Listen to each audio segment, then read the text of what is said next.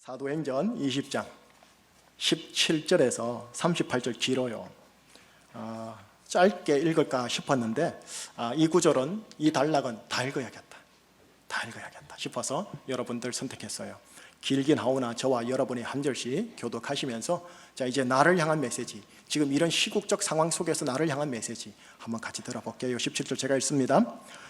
바울이 밀레도에서 사람을 에베소로 보내어 교회 장로들을 청하니 오매 그들에게 말하되 아시아에 들어온 첫날부터 지금까지 내가 항상 여러분 가운데서 어떻게 행하였는지를 여러분도 아는 바니 곧 모든 겸손과 눈물이며 유대인의 간계로 말미암아 당한 시험을 참고 주를 섬긴 것과 유익한 것은 무엇이든지 공중 앞에서나 각 집에서나 거리낌이 없이 여러분에게 전하여 가르치고 유대인과 헬라인들에게 하나님께 대한 회개와 우리 주 예수 그리스도에 대한 믿음을 증언한 것이라. 보라, 이제 나는 성령에 매여 예루살렘으로 가는데 거기서 무슨 일을 당할는지 알지 못하노라. 오직 성령이 각 성에서 내게 증언하여 결박과 환난이 나를 기다린다 하시나 내가 달려갈 길과 주 예수께 받은 사명 곧 하나님의 은혜의 복음을 증언하는 일을 마치려 하면은 나의 생명조차 조금도 귀한 것으로 여기지 아니하노라. 보라, 내가 여러분 중에 왕래하며 하나님의 나라를 전파하였으나 이제는 여러분이 다 내 얼굴을 다시 보지 못할 줄을 아노라. 그러므로 오늘 여러분에게 증언하거니와 모든 사람의 피에 대하여 내가 깨끗하니 이는 내가 꺼리지 않고 하나님의 뜻을 다 여러분에게 전하였음이라. 여러분은 자기를 위하여 또는 온 양떼를 위하여 삼가라. 성령이 그들 가운데 여러분을 감독자로 삼고 하나님이 자기 피로 사신 교회를 보살피게 하셨느니라. 내가 떠난 후에 사나운 이리가 여러분에게 들어와서 그 양떼를 아끼지 아니하며 또한 여러분 중에서도 제자들을 끌어 자기를 따르게 하려고 어그러진 말을 하는 사람들이 일어날 줄을 내가 아노라. 그러므로 여러분이 일깨어 내가 3년이나 밤낮 쉬지 않고 눈물로 각 사람을 훈계하던 것을 기억하라. 지금 내가 여러분을 주와 및 그 은혜의 말씀에 부탁하노니 그 말씀이 여러분을 능히 든든히 세우사 거룩하게 하심을 입은 모든 자 가운데 기업이 있게 하시리라. 내가 아무의 은이나 금이나 의복을 탐하지 아니하였고 여러분이 아는 바와 같이 이 손으로 나와 내 동행들이 쓰는 것을 충당하여 범사에 여러분에게 모본을 보여준 바와 같이 수고하여 약한 사람들을 돕고 또 주 예수께서 친히 말씀하신 바 주는 것이 받는 것보다 복이 있다 하심을 기억하여야 할지니라.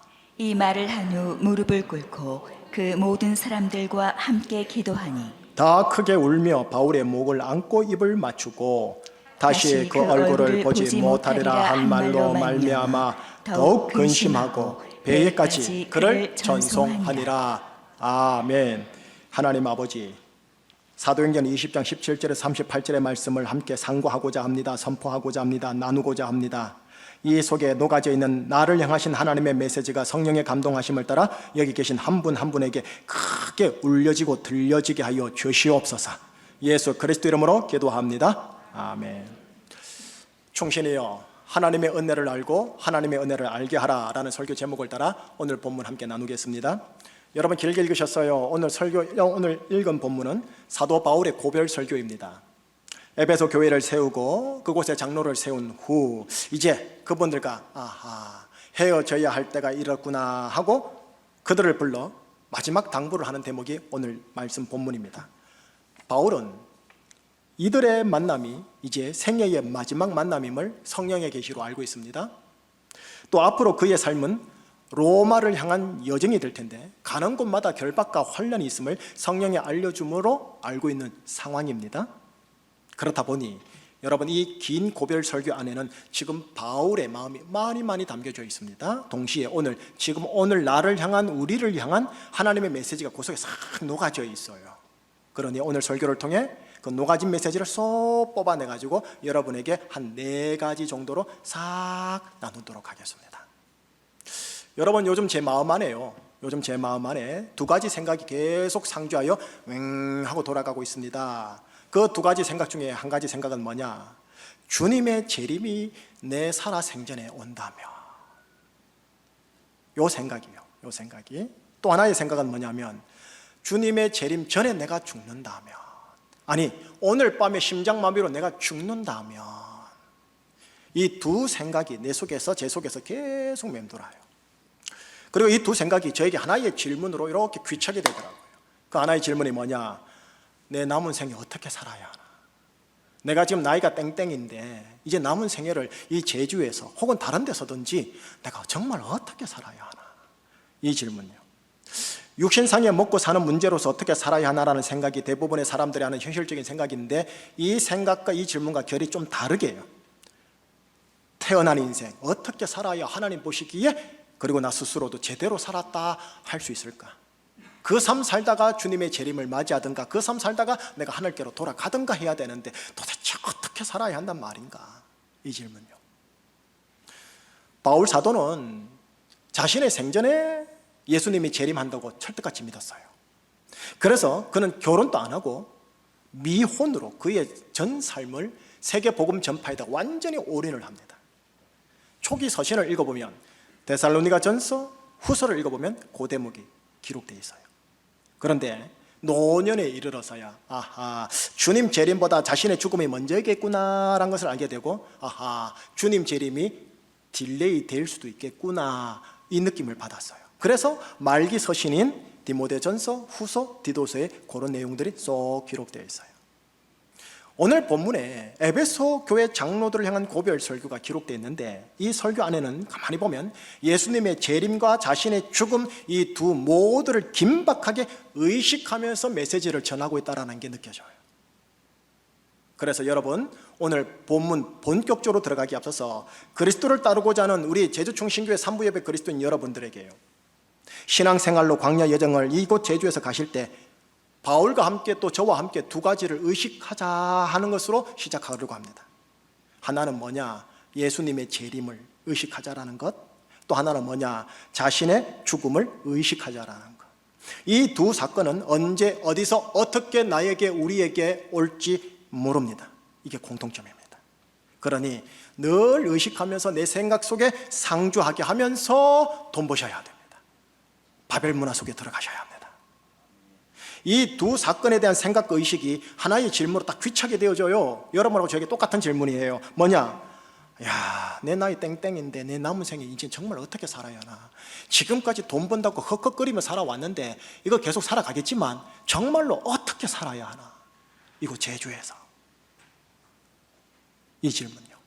자, 20대 성도 여러분, 70대 성도 여러분, 정말 어떻게 살아야 할까요? 남은 생에 제대로 살다가 하나님께로 돌아가든가, 아니면 제대로 살다가 주님 재림 맞이해야 하지 않을까요?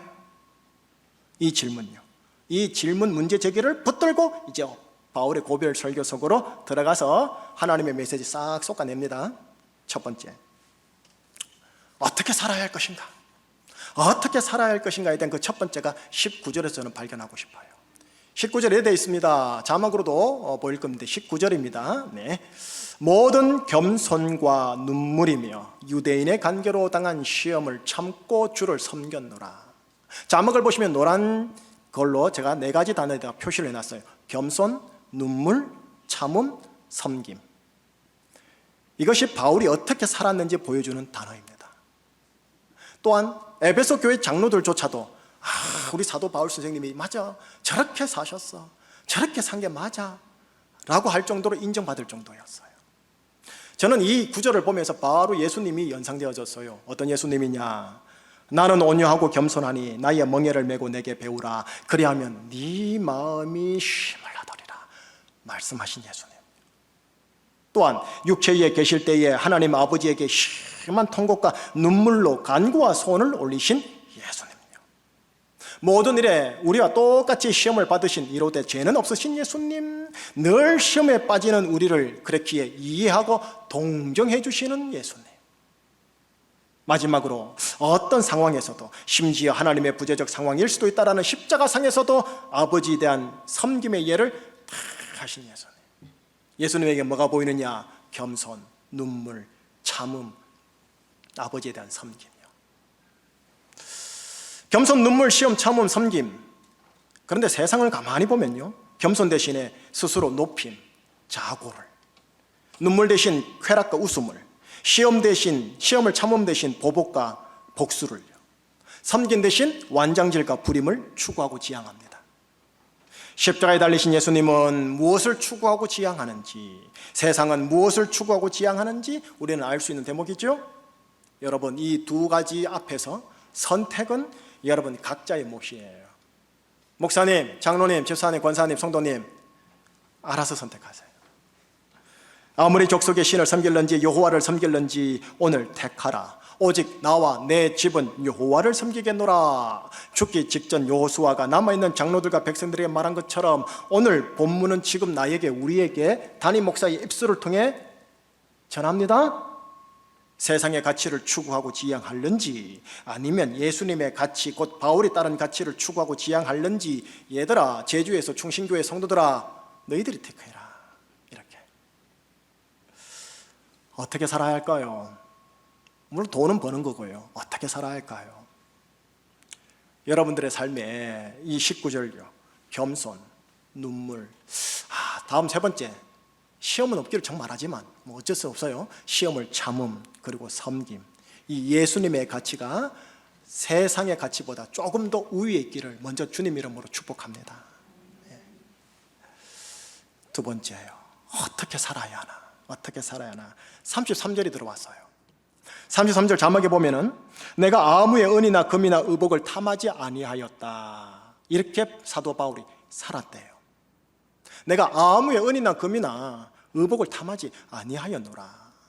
에베소 교회 장로들조차도 인정할 정도예요. 저는 이 구절을 읽으면서 바로 아간이 생각났어요. 여호수아와 이스라엘 백성들이 그들의 사명인 가나안 땅 정복 때요, 첫 번째 성인 여리고 성에 대하여 큰 대승을 거뒀거든요. 엄청난 큰 성인데도 대승을 거둬놓고서도 그 다음 두 번째 성, 아주 미미한 성인데 아주 작은 아이성에서 아주 대패를 해버려요. 이유는요, 하나님이 알려주죠. 아간 한 사람이 몰래 은과 금과 의복을 탐함으로 말이죠. 하나님은 압니다. 몰래 탐하는 아간을요, 몰래 입마에 폭격하는 아간을요, 하나님은 아십니다. 아간이 결국 들통나니까 어떻게 해요? 이실직고 하죠. 시날산의 아름다운 외투 한 벌과 은 200세겔과 50세겔 되는 금덩이 하나를 보고 내가 탐내어 가졌나이다. 여러분, 이 아간을 아골 골짜기에 묻었을 때 다시 대패가 대승으로 사명이 계속 이어집니다. 바울은 잘 알고 있었어요. 자기에게 주어진 사명을 다 마치기까지 자기 속의 아간을 정말로 조심해야 한다는 거예요. 목사 속에 있는 아간을 목사가 정말로 조심해야 한다는 거예요. 장로 속에 있는 아간을 장로들이 정말로 조심해야 한다는 것을, 은, 금, 의복에 대한 탐심, 이 아간을 항상 경계해야 돼요. 어떻게 살아야 할까요? 이래 사셔야 된다는 거예요. 이 아간으로 인해서요, 결과적으로 우리는 가족을 잃어요.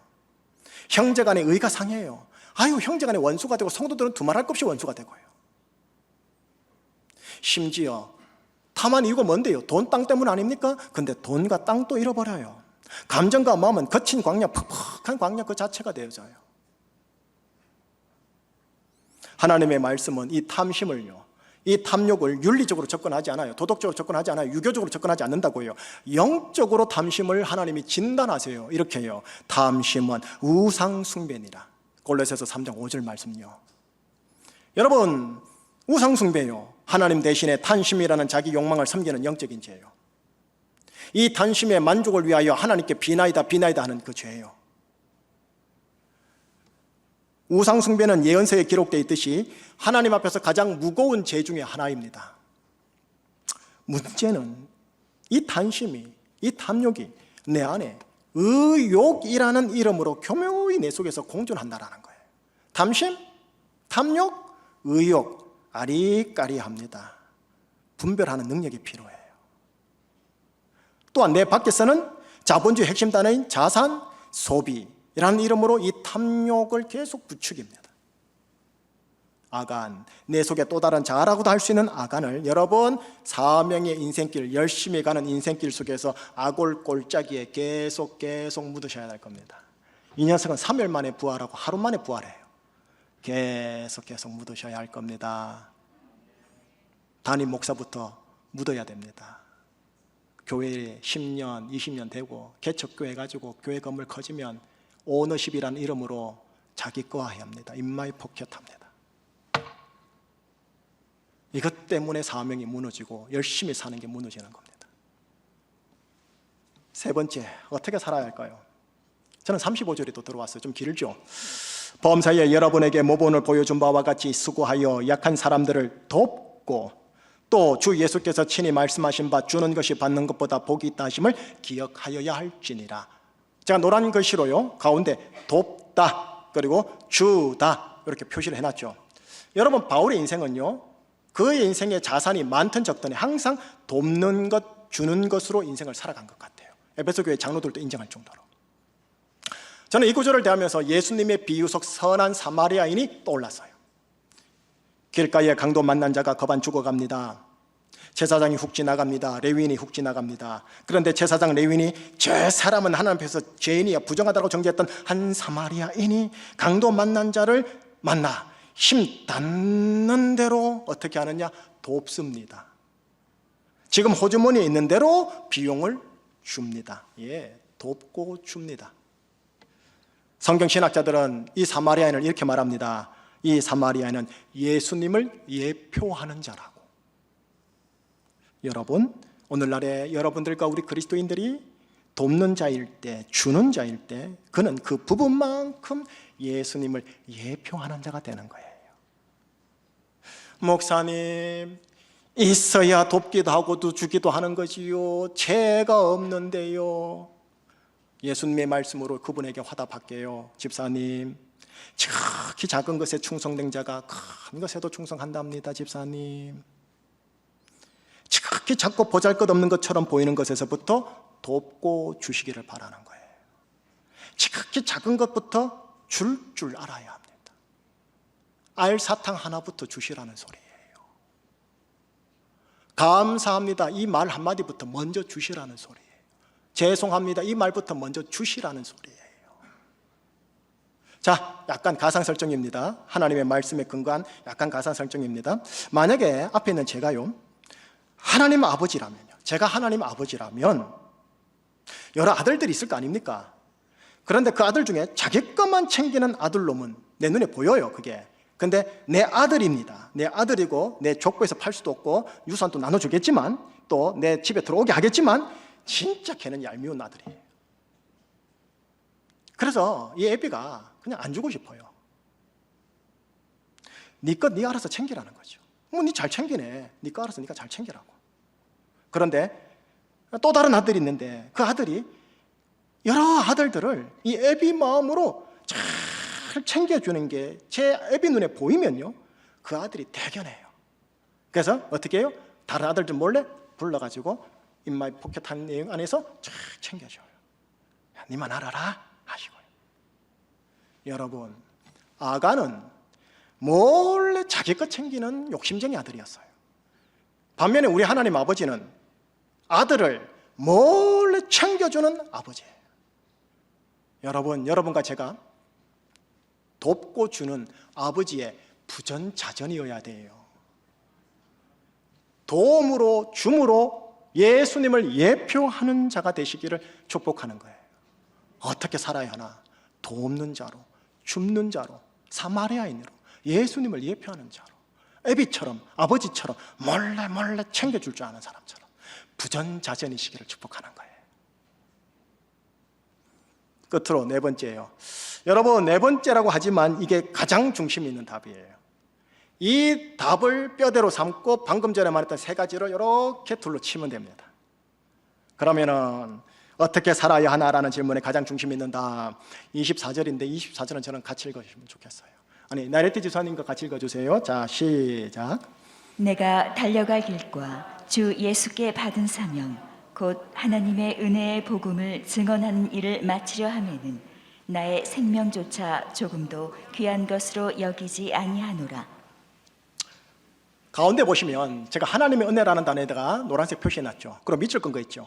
하나님의 은혜의 복음을 증언하는 일, 요거만 기억하시면 돼요. 앞에 떼고 뒤에 빼세요. 하나님의 은혜의 복음을 증언하는 일 다 떼세요. 하나님의 은혜, 요거 딱 붙잡고 지나가십시다. 하나님의 은혜 따라해주세요. 하나님의 은혜. 자, 이제 하나님의 은혜 설명할게요. 이게 뼈대를 했어요. 요거 중심으로 아까 세 가지를 둘러치라고 그랬어요. 하나님의 은혜 들어갑니다. 여러분, 요한복음을 딱 펼쳐보면 요한복음 안에는 예수님께서 아버지를 표현하실 때 뭐라고 하냐면 나를 보내신 분, 나를 보내신 분, 나를 보내신 분, 이런 표현이에요. 보내신 분. 그리고 동시에 당신을 어떻게 하느냐? 보냄받은 자, 나는 보냄받은 자, 아버지께서 보냄받은 자, 이렇게 한 세트로 계속 같이 나가요. 그러다가 요한복음 마지막에 이르러 부활하신 예수님이 제자들에게 이렇게 말씀을 하십니다. 아버지께서 나를 보내신 것 같이 나도 너희를 보내노라. 이렇게 해요. 바울은 복음을 전하기 위해 고난의 그릇으로 예수님께로부터 보냄받은 존재입니다. 여러분, 보냄받은 자에게는 꼬리표 하나가 항상 붙어요. 보냄받은 자에게는 이 꼬리표는 절대 안 떨어져요. 그게 뭐냐? 사명. 보냄받았기 때문에 이 사명을 위해 열심히 사는 것, 이 사명을 위해 열심히 달려가는 게 사는 거예요. 예수님은 12제자들을 보내셨어요. 예수님은 사도 바울을 보내셨어요. 마찬가지입니다. 오늘날 여러분들을, 나를 어디로? 저마다의 위치로, 제주로, 여러분들의 가정과 혈족들에게, 또 직장 세계적으로 각자 보내신 거예요. 내가 정말 어떻게 살아야지? 내 나이 땡땡인데 남은 생에 어떻게 정말 살아야 되지? 라는 이 질문에 대한 정답은 어떻게 얻느냐? 내가 보냄받은 존재이지. 맞아, 내가 지금 보냄받아가지고 제주도에 있지, 내가 보냄받은 존재로서 이 가정에 있지, 내가 보냄받은 존재로서 이 직장에 있지 하고 받아들이는 수용적 확신의 크기에 따라 확 달라져요. 이 답은요. 목사님, 바울은 세계 선교를 위해 위대하고 원대한 일을 수행하는 사명이 있었지만 저는요, 목사님, 지극히 작은 소시민으로 제주 어느 한 구석에서 그저 반복되는 삶을 다람쥐 쳇바퀴 돌듯이 사는 존재인데 제가 무슨 사명이 있겠어요? 여러분, 그렇게 따지면 저도 별반 차이 없어요. 우리 모두 다 그래요. 다람쥐 쳇바퀴 돌잖아요, 제주에서. 바울 같은 인물은 여러분 수천만 명의 기독교인들 가운데 극소수의 0.0001%나 될까요? 극소수의 제한된 수의 인물들이지요. 그러나 하나님 아버지와 예수님은 그들만 사랑하고 그들에게만 사명을 주신 게 아니라는 거예요, 말씀이. 그러면은 우리에게 주셨단 말인 것 같은데 한번 들어가 볼게요. 지난 고난주간 부활주일 딱 이렇게 끝난 후에요, 제가 전임 목사님과 파트 목사님들이 함께 있는 카톡방이 있거든요. 그 카톡방에다가 제가 늘 의식하는 글귀가 있어요. 그래서 그 글귀를 그들에게 탁 하고 던져드린 게 있어요. 한번 읽어주시겠습니까? 그는 아무 곳에도 가지 않고 아무 일도 하지 않는 것 같지만 실제로는 큰 일을 한다. 빙빙 도는 소의 일을 실패라고 할 수 없다.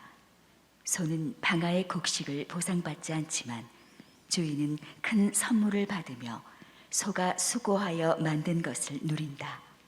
몰리노스라는 스페인 영성가의 글귀고요. 제가 이분의 책을 2번 읽으면서 이것만큼은 제가 유념해야겠다 싶어서 카톡으로 톡 찍어가지고 계속 카톡이란다, 휴대폰이 바뀌어도 바꾸는 거예요. 여러분, 사진 한번 보실래요? 저게 연자방아를 돌리는 소입니다. 우리나라도 있고 아시아에도 있고 중동에도 있고 유럽에도 있고 아프리카에 다 있어요, 연자방아는요. 여러분, 저 연자방아를 돌리는 소는 우리를 상징해요. 그리고 주인은 아버지 하나님을 상징해요. 소가요 혼자 푸념머리 말을 할 수 있어요. 여기서 빙빙 도는 다람쥐 쳇바퀴 도는 이 일이 무슨 의미가 있다? 내 인생은 이 생에는 실패작이야. 소는 자기가 하는 이 일의 의미를 몰라요. 하지만 주인은 소가 빙빙 도는 일을 수고해 주기 때문에 귀한 양식 곡식을 얻어요. 그리고 소에게 감사하여 여물을 먹이는 거예요.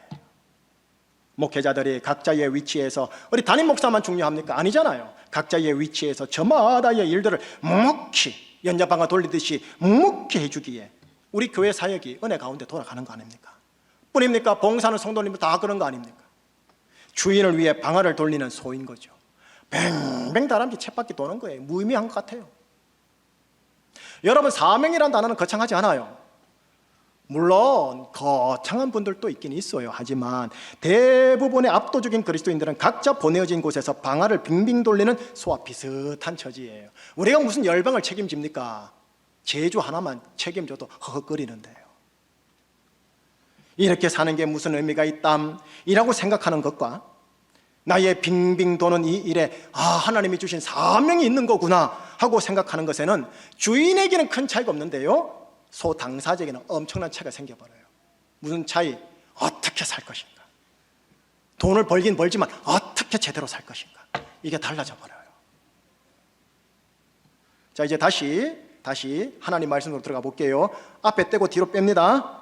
자막으로 나옵니다. 주 예수께 받은 사명, 곧 하나님의 은혜의 복음을 증언하는 일. 주 예수께 받은 사명이 있는데 뭐냐? 하나님의 은혜의 복음을 증언하는 일. 예, 이게 보냄받은 바울의 사명입니다. 그리고 이것이 보냄받은 바울이 달려가야 할 길, 인생길입니다. 어떻게 바울이 살아야 하나? 여기에 대하여 본인이 가지고 있는 답이에요. 여러분, 이 답이 바울과 저와 여러분들의 하나님이 주신 공통된 사명이라는 거예요. 하나님의 은혜, 이게 복음을 증언하는 일이요. 자, 여기서 잠시 분석할게요. 복음, 풀이하면 뭡니까? 기쁜 소식. 그죠? 하나님의 은혜라는 기쁜 소식을 증언하는 일. 자, 증언은 빼세요. 앞에 거 보세요. 하나님의 은혜라는 기쁜 소식. 자, 물어봅시다. 하나님의 은혜가 기쁜 소식, 나쁜 소식? 기쁜 소식. 하나님의 은혜라는 기쁜 소식을 증언하는 일. 여러분, 이게 주 예수께서 오늘날 나에게, 제주에 사는 나에게, 다람쥐 탭밖에 도는 나에게 주신 이유요, 사명이요, 우리가 빙빙 돌려야 할 일이에요. 하나님의 은혜라는 기쁜 소식이요. 여러분, 증언하다가 사명이라고 하니까 목사님, 나 선교사 아닌데요, 나 선교사 되기 싫은데요, 나 전도사 아닌데요, 목사 아닌데요 라고 생각하는 분들이 계실 건데요, 여러분, 증언하다에 집중하지 마요. 저도 부담스러워요. 어떻게? 하나님의 은혜라는 단어에 여러분 필이 꽂히세요. 하나님의 은혜. 왜 그런지 알려드릴게요. 이런 가사 들어보셨죠? 내가 누려왔던 모든 것들이, 내가 지나왔던 모든 시간이, 내가 걸어왔던 모든 순간이 당연한 것 아니라 은혜였소. 아침 해가 뜨고 저녁의 노을, 봄의 꽃향기와 가을의 열매, 변하는 계절의 모든 순간이 당연한 것 아니라 은혜였소. 내가 이 땅에 태어나 사는 것, 어린아이 시절과 지금까지 숨을 쉬며 살며 꿈을 꾸는 삶, 당연한 것 아니라 은혜였소. 내가 하나님의 자녀로 살며 오늘 찬양하고 예배하는 삶, 복음을 전할 수 있는 축복이 당연한 것 아니라 은혜였소. 여러분, 당연하다 생각했던 것들 있죠. 당연하다 못해서 지긋지긋하다고 생각했던 것들 있죠. 그것들이요, 눈이 열리고 귀가 열리면 하나님 은혜 아닌 게 없구나, 이 찬양이 저렇게 나와요. 이게 하나님의 은혜였구나. 신앙적 감탄이 절로 크고 깊게 나온다면 이는 그 사람에게는 그 감탄만큼 그 사람에게 복음이 돼요. 기쁜 소식이 돼요. 여러분, 여러분들의 눈과 귀가 저와 함께 열려서 이게 무슨 은혜야? 이 수준에서요, 은혜 아닌 게 없었네. 그 순간 그게 기쁨으로, 기쁜 소식으로, 복음으로 확 들어가시기를 축복하는 거예요. 이게 되면 전하지 말아도 전합니다. 간증하지 말아도 간증합니다. 증언은 그 다음 따라옵니다. 여러분, 이 일체의 하나님의 은혜 말고요, 이 일체의 하나님의 은혜 말고 정말로 하나님께서 애지중지로 준비해가지고 주신 선물 하나가 있어요. 이보다 더 높고 깊고 위대하며 존귀한 베스트, 최고의 은혜 하나가 있다고요. 그게 뭐냐? 하나님의 베풀어 주신 최고의 은혜가 뭐냐? 이겁니다. 나를 구원하기 위해, 나를 아버지 집에 데리고 가기 위해 독생자 예수님을 희생하신 아버지의 사랑, 율법의 저주와 심판과 지옥으로부터 구원하기 위해 독생자 예수님을 제물로 내놓으신 아버지의 사랑. 여러분, 이를 일컬어 뭐라느냐? Amazing Grace, 놀라운 은혜라고 그래요. 일반 은혜가 아닌 Amazing Grace. 예수님 관점에서 이렇게 말씀할 수 있어요. 나를 위해 스스로를 내려놓으시고 스스로를 주신 예수 그리스도의 사랑, 나의 모든 죄, 저주, 심판, 지옥과 사망 권세를 다 가지고 가신 예수 그리스도의 사랑, 이를 일컬어 Amazing Grace, 놀라운 은혜예요. 여러분, 이 놀라운 은혜와 다른 일체의 모든 은혜가 하나님의 은혜일진데 이에 대한 감격, 감사만큼이 여러분에게 뭐가 되느냐? 복음이 돼요. 기쁜 소식이 된다고요. 자, 그러면 나에게 주신 사명이 뭐냐면 이겁니다. 이 하나님의 은혜라는 기쁜 소식을 내가 성령님의 조명하심 속에서 깨닫고 발견하게 되어 누리게 되고 경험하면서 내 삶이 은혜의 사람으로 바뀌는 것. 동시에 이 은혜를 너무너무 좋아서 사람들로 하여금, 가족들로 하여금, 친구들로 하여금 깨닫고 경험하고 감격하도록 내가 도와주고 섬기고 주고 나누는 것. 이것이 나를 이 땅에 보내신 이유요, 내가 달려가야 할 인생길이요, 주 예수께 받은 사명이요, 도대체 내 남은 나이 땡땡에서 어떻게 살아야 할 것인가에 대한 하나님의 정답이에요. 재림 때는 이것만 남아요. 돈, 땅, 주식 다 사라져요. 어떻게 할 겁니까? 만약 정녕 그렇다면 내 남은 생애는 연자방아 중심으로 뱅뱅 도는 인생일지라도, 심지어는 내가 지금 이런 곳에서 내가 뭐 하나 하는 인생이랄지라도 이게 무의미한 인생이 아니라요, 정말로 좋은 인생인 거예요. 왜? 매일매일 하나님 은혜를 깨달으니까, 매일매일 하나님 은혜를 발견하려고 하니까, 발견하는 만큼 좋고 감격스럽고 나누게 되니까. 그러니 하나님의 은혜, 이게 얼마나 좋은지. 마무리할게요. 설교를 지금까지 한 내용을 정리할게요. 나는 예수님으로 인해 이 땅, 이 가족, 혈육, 지인들과 제주도에 보냄받은 존재입니다. 자, 여러분들 가운데 너는 제주도로 가거라우라우라 하고 출생하신 분 계세요? 서울에 있는데 너는 제주도가 너희의 사명지니라우라우라 하고 오신 분 계세요? 아무도 없어요. 저도 안 그래요. 어떻게 보면은 흘러가다가, 쫓겨가다가, 피난하다가 내가 의지와 상관없이 출생하고 이곳에 오더라는 거죠. 그러나 받으시라는 거예요, 믿음으로. 뭘요? 아하, 하나님께서 나를, 우리 가족에게, 아하, 하나님께서 이곳 제주에 나를 보내셨구나. 얼만큼 믿음으로 취하느냐에 따라서 사는 게 달라진다니까요. 보냄받았다는 말은 뭐냐? 사명에 따른 꼬리표가 있어요. 내가 달려가야 할 길, 내가 확실하게 살아가야 할 길이 따로 있다는 걸 말씀을 드려요.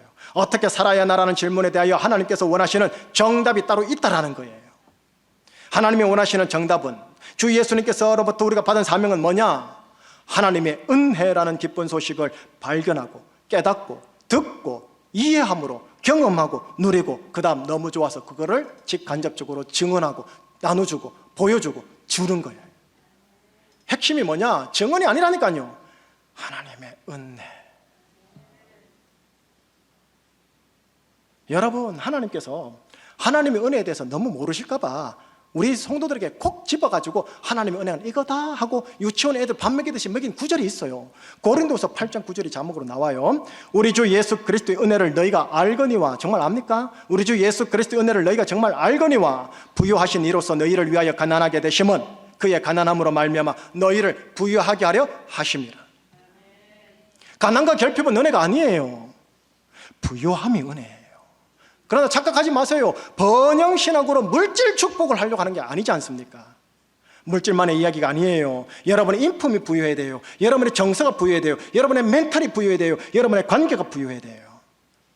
여러분들의 육신상의 건강이 부유해야 돼요. 왜 이런 부유함의 은혜를 주려 하는 걸까요?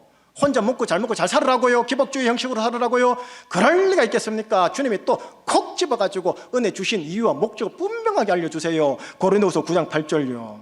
하나님이 능히 모든 은혜를 너에게 넘치게 하시나니, 왜냐? 이는 너희로 모든 일에 항상 모든 것이 넉넉하여 모든 착한 일을 넘치게 하려 하심이라. 넉넉하게 하여 모든 착한 일을 넘치게 하는 자가 되게 하기 위해서요. 착한 말, 착한 행실, 착한 감정, 착한 관계, 착한 돈 씀씀이, 착한 돈 수익 넘치게 하려고요. 결국 은혜의 도식은 이래 됩니다. 하나님의 은혜는 나를 부유하게, 나의 부유함은 모든 착한 일을 넘치게. 이게 은혜의 도식입니다. 은혜가 이렇게 흘러가게 되어 있습니다. 은혜는 이렇게 사람을 기복주의, 이기주의 신앙자로 안 만듭니다. 그러니 하나님의 은혜라는 기쁜 소식을 깨닫고 누리고 증언하는 사람은 어떻게 되느냐?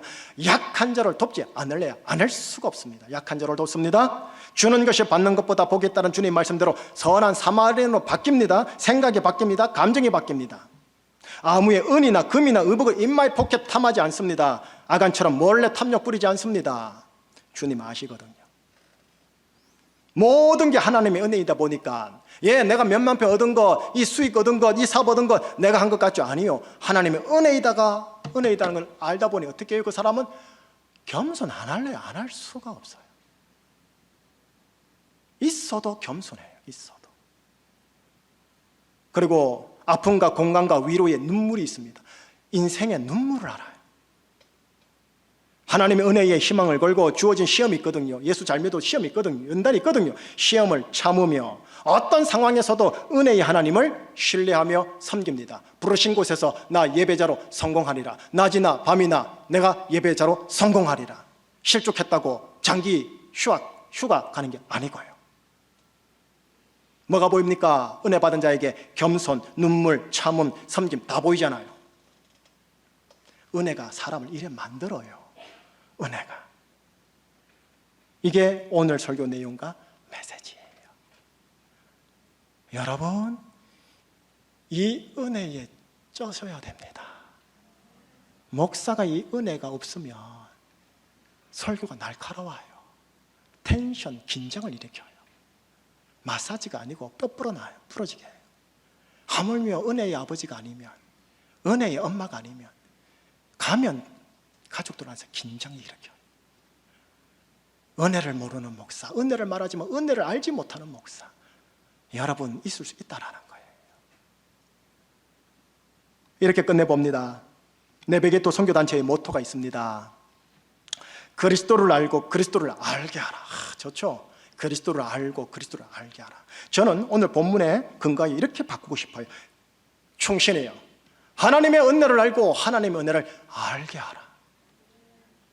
충신 여러분, 나이가 어떻든 자산이 어떻든 세상 직업, 정규직이든 비정규직이든 무엇이든 이곳 제주에서 남은 생애 동안 지금 보이시죠? 저 표현을 여러분의 신앙 인생 모토로 한번 삼아 보시지 않겠냐라는 거예요.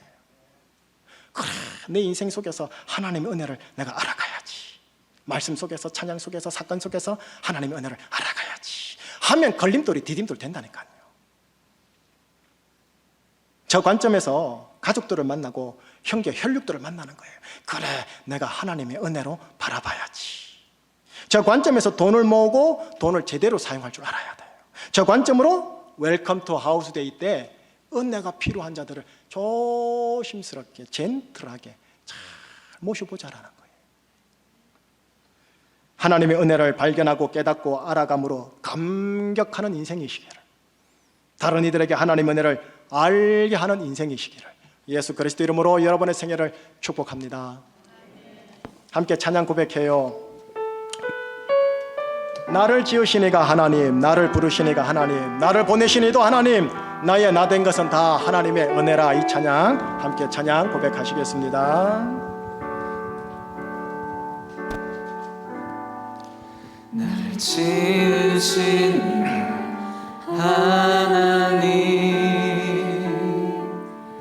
나를 부르시니가 하나님, 나를 보내시니도 하나님, 나를 보내시니도 하나님, 나의 나 된 것은 나의 나 된 것은 다 하나님 은혜라. 나의 달려갈 길 다 가도 달려갈 길 다 가도록 나의 마지막 골 다하도록 나로 그 십자가 품게 하시니 나로 그 십자가 품게 하시니 나의 나 된 것은 다 하나님 은혜라. 한량없는 은혜, 갚을 길 없는 은혜, 한량없는 은혜, 갚을 길 없는 은혜, 내 삶을 애워싸는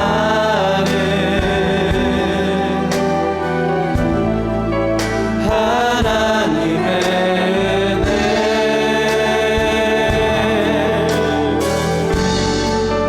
나 주저함 없이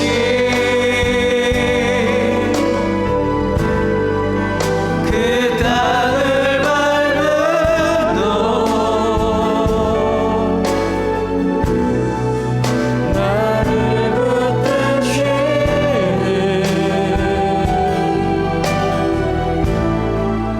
하나님의 은혜. 한량없는 은혜, 한량없는 은혜,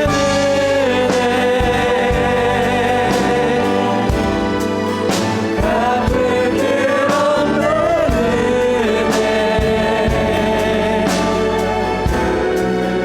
내 삶을 애워싸는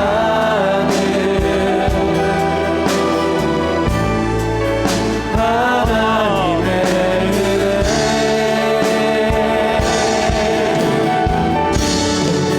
나 주저함 없이 그 땅을 밟음도 나를 붙드시는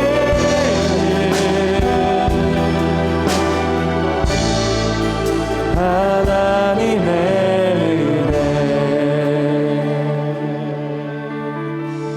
은혜의 사람, 은혜의 운명이 되시기를 예수 그리스도 이름으로 축복합니다. 저를 보시겠습니까? 극단을 보여드릴게요. 이게 무슨 은혜가? 이게 무슨 은혜야? 이게 목사님 보세요. 이게 무슨 은혜예요? 한 극단이에요. 또 다른 극단에 가시면 은혜 아닌 게 없었구나. 은혜 아닌 게 없었구나. 은혜 아닌 게 없었구나. 이 양극단에 어느 위치에 있습니까? 이쪽으로 기우셔요? 이쪽으로 기우세요? 마귀는 이쪽으로 기울게 할까요? 아니면 이쪽으로 기울게 할까요? 여러 육신적 자아는 이쪽으로 기울게 할까요? 이쪽으로 기울게 할까요? 여러분, 하나님의 은혜 이거예요. 신상우 씨가 작곡한 거거든요. 가장 인생 밑바닥 칠 때예요. 가장 인생 밑바닥 칠 때, 가장 인생 밑바닥 칠 때 하나님 있다면 이럴 수가 있냐고 할 때요 나온 곡이 이 곡이에요. 이 곡이에요.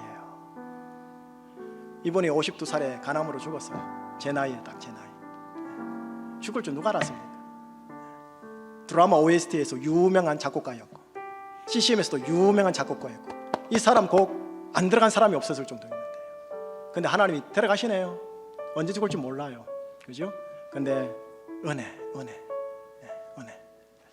여러분들이 은혜 쩌시기를 축복합니다. 은혜 쩌시기를 축복합니다.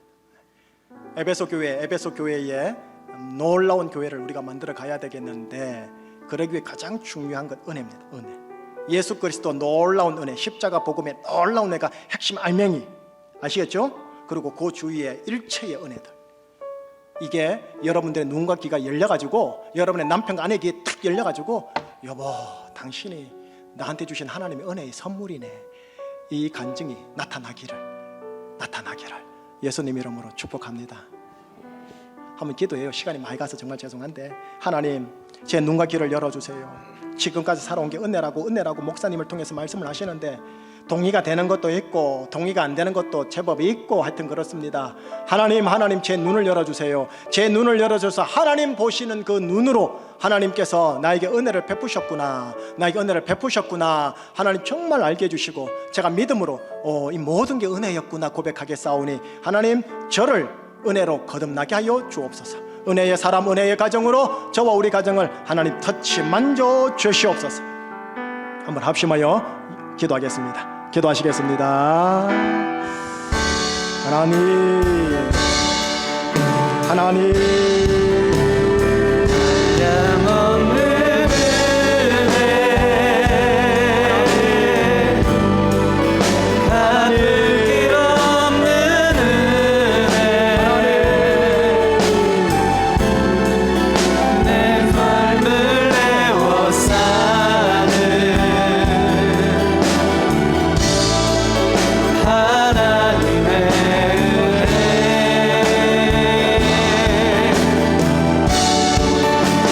주저한 몫이 그 땅을 밟은 곳 모든 것이 하나님의 은혜라고 나를 붙드시는 너의 눈을 열어 하나님의 은혜